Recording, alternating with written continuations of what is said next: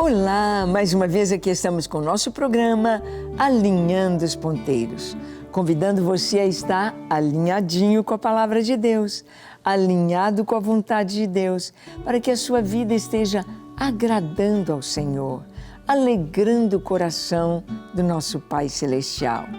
É tão bom ler a Bíblia, você deve lê-la todos os dias. Você deve fazer uma leitura sistemática das Escrituras e permitir que o Espírito Santo ensine a você as verdades tão lindas das Escrituras. Nessa série de programas, estamos trazendo o alinhamento que há entre o Antigo Testamento e o Novo Testamento.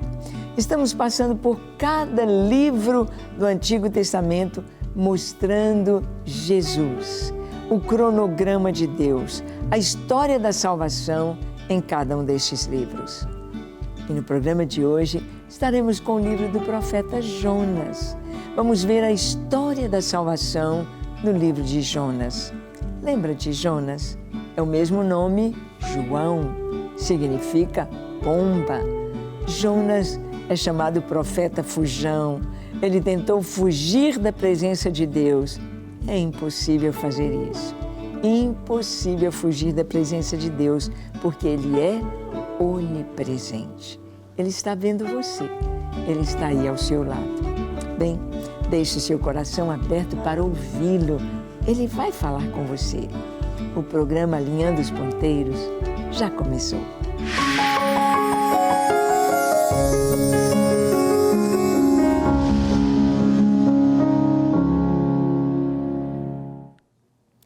Bem, nós conhecemos a história de Jonas, como Deus o chamou para levar a mensagem de salvação lá na Síria, na capital da Assíria, em Nínive. E como Jonas, sabendo que Deus queria dar uma oportunidade para aqueles pecadores, para aquela gente tão má, tão perversa, aquela gente tão cruel, ele não queria levar esta mensagem, ele não queria obedecer a Deus. Então Jonas tenta fugir.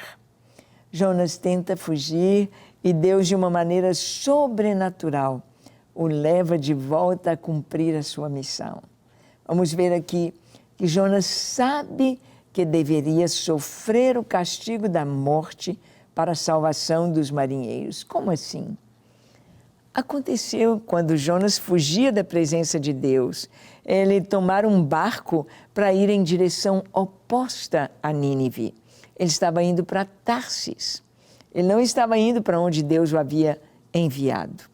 Então, acontece uma grande tempestade no mar e os marinheiros estão desesperados porque é uma tempestade. Eles sentem que há algo espiritual em tudo aquilo. E eles procuram saber quem é o culpado. E encontram a culpa em Jonas. E Jonas lhes diz: eu devo morrer para que vocês sejam salvos. Eu devo morrer. E eles, com muito a contragosto, eles lançam Jonas ao mar. E a Bíblia nos diz que um grande peixe que Deus providenciou engoliu Jonas. E manteve Jonas vivo dentro dele por 3 dias. Depois Jonas é vomitado em terra. E agora sim, depois de saber que ele não tem jeito de fugir da vontade de Deus, da presença de Deus, ele então vai para Nínive e prega. E os ninivitas se arrependem. E Jonas não fica satisfeito com isso. Vamos ver então que Jonas, ali no mar, diante da tempestade, ele sabe que ele deve morrer. Ele deve ser lançado nas águas para a salvação dos marinheiros. Olha o que está escrito em Jonas, capítulo 1, versículo 12 ao 15. Diz assim: respondeu-lhes: tomai-me e lançai-me ao mar, e o mar se aquietará. Porque eu sei que por minha causa vos sobreveio esta grande tempestade.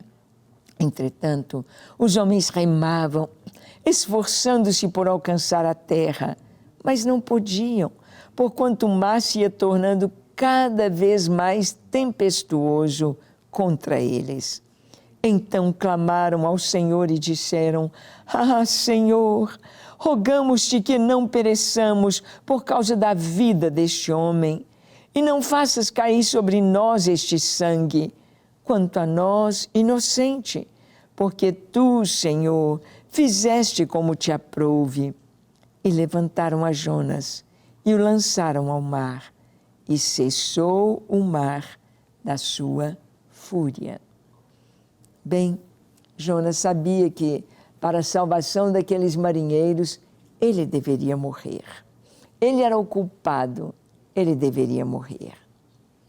Jesus não era culpado. Jesus não deveria morrer. Jesus é o autor da vida, ele trouxe a vida, mas ele decidiu morrer em nosso lugar.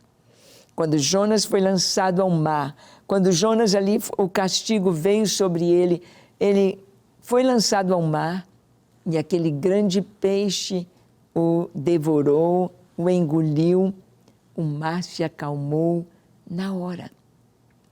A tempestade cessou no mesmo momento e aqueles marinheiros pediram a Deus perdão por estarem lançando Jonas ali. A morte de Jesus também na cruz vai nos falar do perdão para os nossos pecados e vai nos falar que podemos agora continuar a viagem da nossa vida. Os marinheiros podiam continuar em paz. Nós vamos ver que Jesus é a propiciação pelos nossos pecados. 1 João capítulo 2, de 2 a 6, lemos assim: E ele é a propiciação pelos nossos pecados, e não somente pelos nossos próprios, mas ainda pelos do mundo inteiro. Ora, sabemos que o que temos conhecido por isso, se guardamos os seus mandamentos. Aquele que diz, eu o conheço, e não guarda os seus mandamentos, é mentiroso, e nele não está a verdade. Aquele, entretanto, que guarda a sua palavra, nele verdadeiramente tem sido aperfeiçoado o amor de Deus. Nisto sabemos que estamos nele. Aquele que diz que permanece nele, esse deve andar também assim como ele andou. Jesus é a propiciação pelos nossos pecados. Jesus é a resposta de Deus para que nós possamos ter vida, para que nós possamos ter vida eterna e caminhar com o Senhor. Jonas, ele teve de entregar-se, entregar a sua vida. Ele estava fugindo de Deus, ele estava fugindo de oferecer o perdão, ele estava fugindo de oferecer uma oportunidade de vida para as pessoas pecadoras. Ele considerava os ninivitas, são pecadores, são perversos, que morram. Não estou nem aí para eles. Mas Deus fez Jonas levar a mensagem. E assim como Jonas ali agora no barco, ele já experimenta o primeiro momento desta viagem profética e maravilhosa, quando os marinheiros, ao lançarem Jonas ao mar, eles pedem a Deus perdão. E quando eles viram aquele grande peixe engolindo Jonas, eles viram a grandeza do Deus de Jonas. E eles então começam a orar a este Deus e sacrificar a este Deus. Eles se convertem ao Deus de Jonas. Nós podemos ver como Jonas, ele prega de uma maneira tão... Ele prega com a vida dele, com as coisas que estão acontecendo. Ele está pregando com as atitudes dele, porque ele não é um grande pregador. Ele simplesmente está dizendo, eu sou o culpado. E ali aquelas pessoas entregam suas vidas a Deus e Deus providencia livramento e salvação para Jonas. Nós vamos ver Jonas no ventre do grande peixe. Em Jonas capítulo 1, versículo 17, nós vamos ver aqui que Deus providenciou o escape, Deus providenciou a salvação para Jonas. porque Deus precisava dele ainda. Enquanto Deus precisar de mim e de você, estaremos vivos. Enquanto temos uma missão a cumprir, estaremos vivos. Quando terminarmos nossa missão, o Senhor dirá, pronto, é até aqui que você vem. Sobe, vem comigo. Não foi assim com Moisés, assim com Josué, assim com Abraão, Isaac, Jacó, assim com Pedro, Paulo, Tiago, João, assim com Jesus. Assim conosco também. Vamos ver Jonas no ventre do grande peixe. Jonas 1,17, lemos assim: deparou o Senhor um grande peixe para que tragasse a Jonas. E esteve Jonas 3 dias e 3 noites no ventre do peixe. Gente, é algo muito grande, 3 dias. Você ficar ali, talvez as primeiras horas de Jonas, ele estivesse desacordado, ele estivesse num torpor, algo assim. Mas nós vamos ver no capítulo seguinte, capítulo 2, que Jonas vai orar. Orar é com consciência. Orar é usando as suas palavras. E Jonas vai orar ali de dentro do ventre do peixe. Jonas vai estar ali no meio de algas, no meio daquela gosma ali, não sabemos exatamente o local onde ele está, mas muito desagradável e escuro e sombrio e esquisito e estranho. Ele ora a Deus, ele pede a Deus. Deus preparou uma salvação para ele. Deus preservou a sua vida.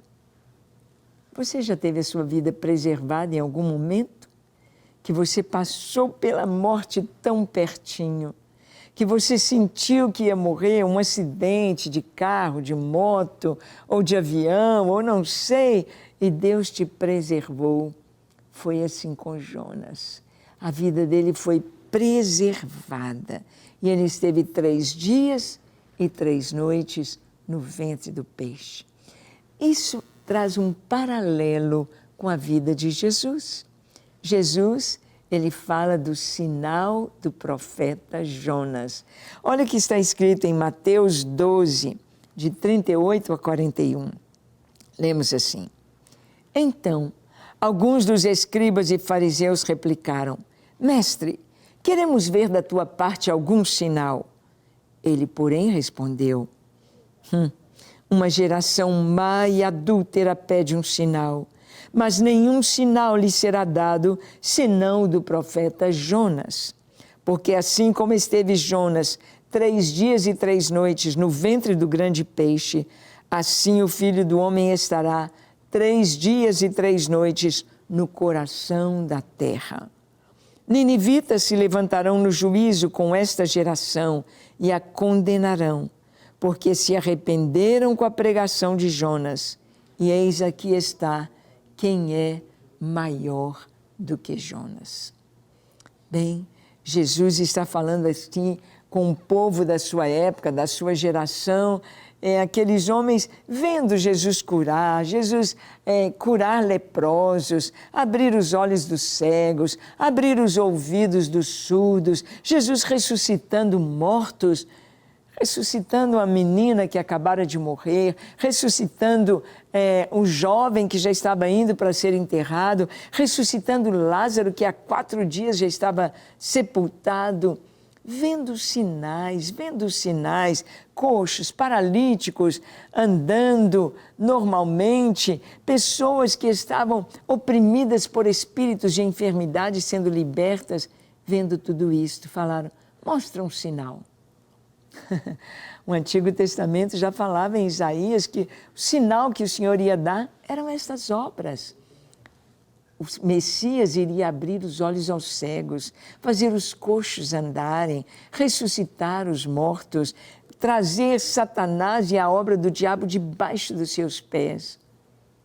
Eles já tinham tantos sinais, mas disseram: mostra-nos um sinal. E Jesus disse: não vou dar nenhum sinal para vocês, mas apenas o do profeta Jonas. Porque Jonas está retratando o que vai acontecer com o Messias. Como Jonas ficou 3 dias e 3 noites no ventre do peixe, assim o Filho do Homem ficará no ventre da terra. Ele estava falando sobre a sua morte e a sua ressurreição no 3º dia. Isso que Jesus estava falando. Essa geração má, disse Jesus, pede um sinal, mas eles não querem se arrepender. Jonas pregou para aquele povo, para os ninivitas, e eles se converteram imediatamente.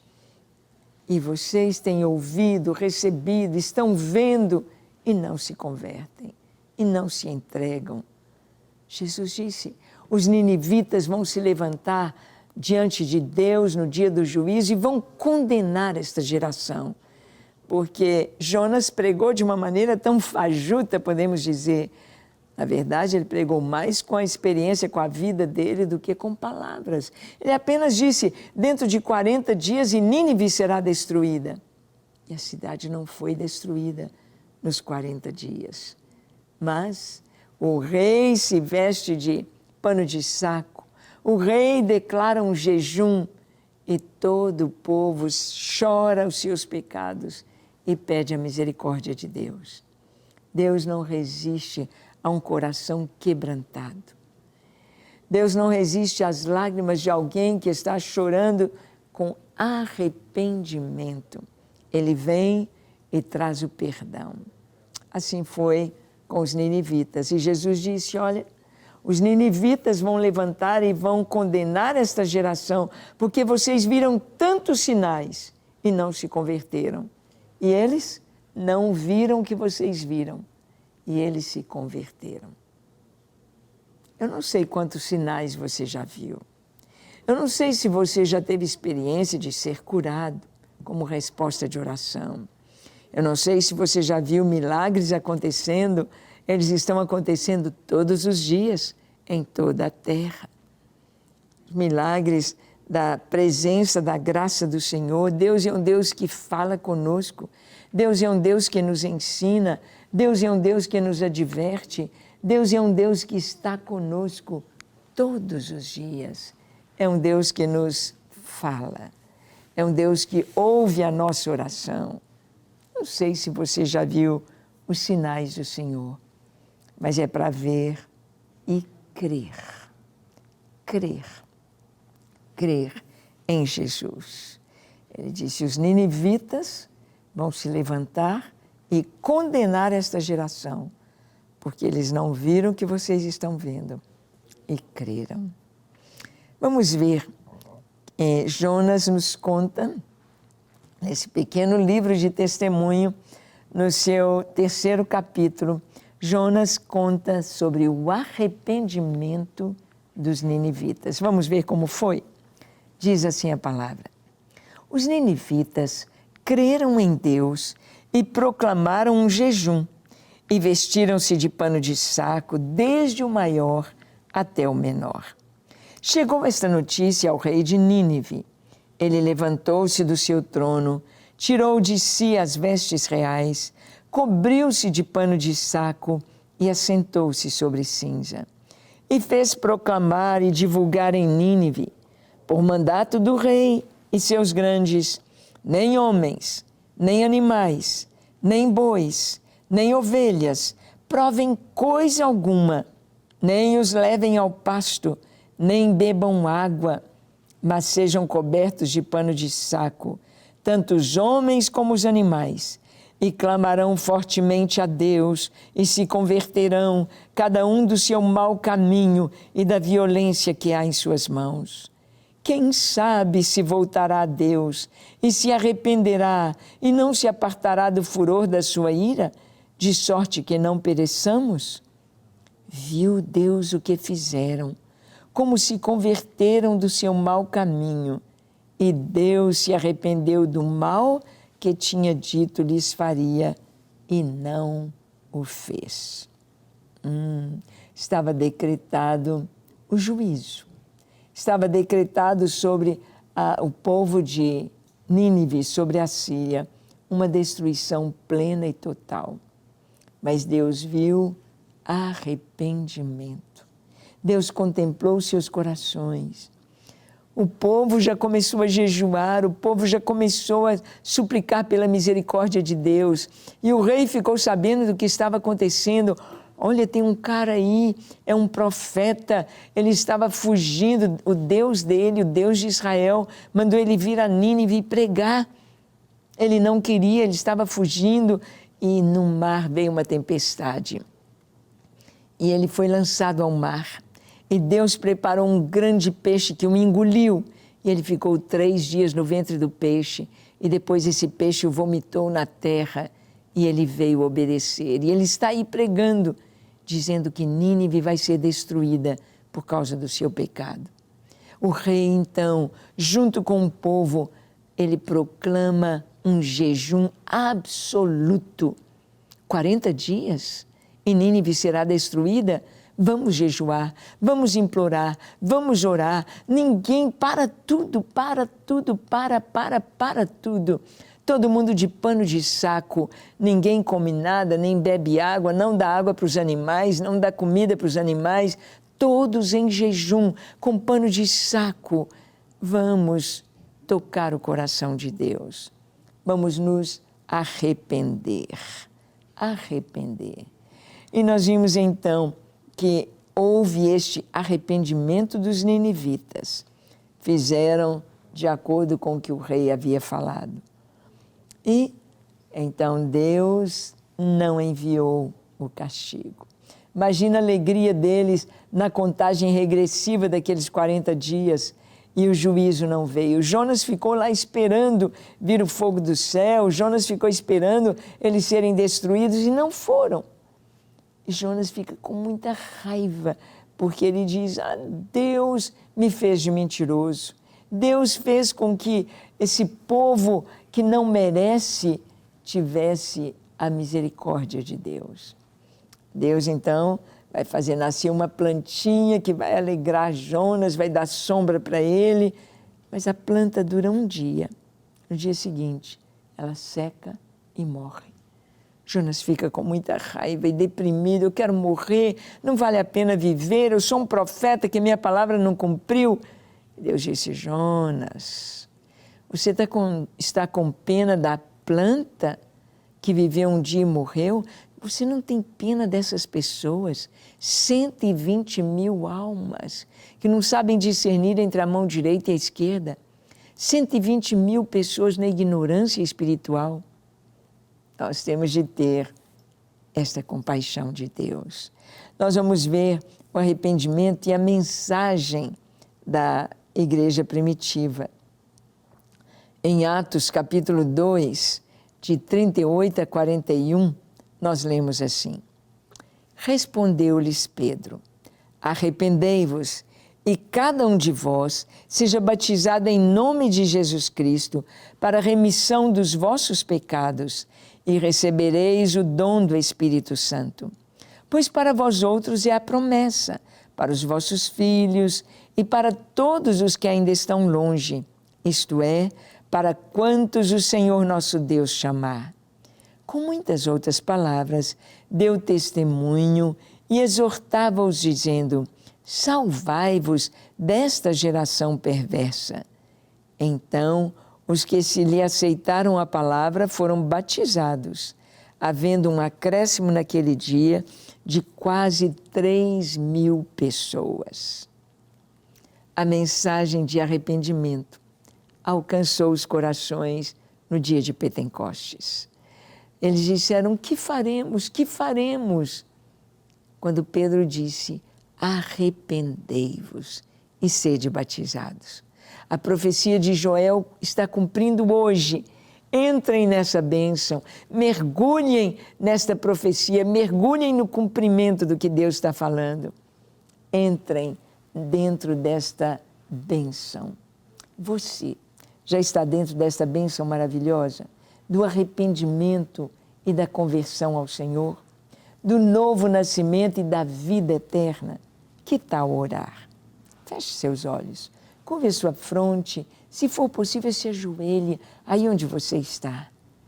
E ore comigo dizendo assim, Senhor, como eu preciso de Ti. Eu te peço perdão para os meus pecados. Lava-me, perdoa-me. Eu me arrependo de tudo que tenho feito errado, de como tenho vivido longe de Ti. Perdoa-me, lava-me. Dá-me um coração puro, um coração santo, um coração que Te ama. Eu me entrego a Ti para ser totalmente Teu enquanto eu viver. Todos os meus dias. Recebe-me, Senhor. Sou Teu, hoje e para sempre. Em nome de Jesus. Amém, amém e amém. Graças a Deus.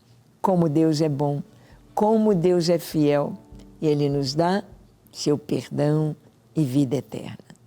Segure a bênção do Senhor na sua vida e viva todos os seus dias de maneira santa e digna, com o Senhor, com o Espírito Santo. Deus te abençoe e até o nosso próximo encontro, quando aqui estaremos compartilhando com você a palavra de Deus. Até lá.